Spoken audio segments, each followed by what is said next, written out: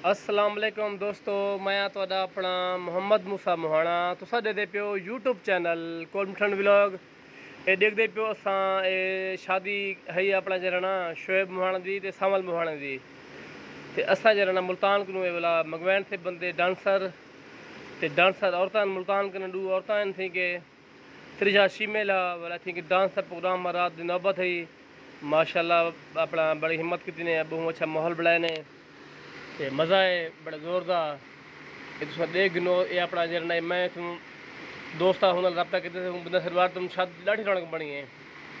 तो ही वीडियो के बाद वाला जरा अल्लाह तुरा भला करे असा तो लिखे पी झुमरी जरे फादलपुर आए दिन सराकी वसेब दे झुमर पार्टी थी लड़के बहुत अच्छी अपना जरा झुमर के दिन सराकी देख लो।